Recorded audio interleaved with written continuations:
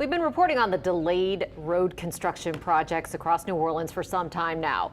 The half-finished projects can linger for months, leaving neighbors to deal with the mess. And tonight, Paul Murphy's joining us on South Patrick in Mid-City, where the street floods every time it rains. Paul?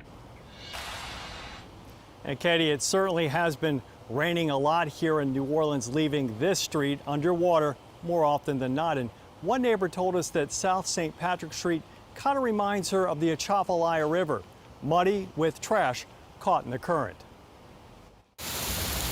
Neighbors on South St. Patrick Street in Mid-City post videos of their flooded roadway on social media, hoping New Orleans leaders take notice. It used to flood here like this if it would rain for 2 or 3 hours, but now it's 15-20 minutes and it's knee-high water every time.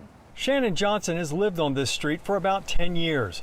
Crews started tearing up St. Patrick between Banks and Bodden in April 2021. Johnson says it's been a series of starts and mostly stops since then. This manhole cover was as high, if not higher than this one when it started.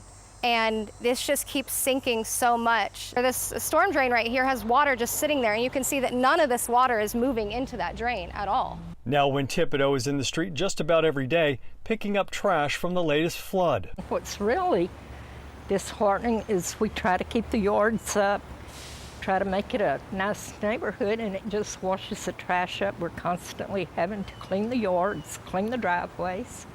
It's just frustrating. Ben Markey owns the Mid-City Yacht Club on the corner. He says every time it rains, the street in front of his business floods from sidewalk to sidewalk. And the water gets up to the doorsteps and customers cannot get in the business. Cars coming down the street push water into our vehicles. Trash cans get turned over full of trash. Johnson says construction delays leave her and her neighbors infinitely frustrated. And I don't know if that's a coordination problem. I don't know if it's different groups doing different things or if it's one group just not planning their schedule well.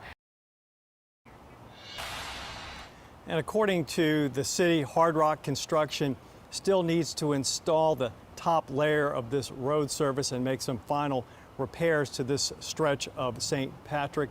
And unfortunately, we still don't have a good timetable for when the work will be completed. In Mid-City, Paul Murphy, Eyewitness News. All right, Paul, thank you so much for that update.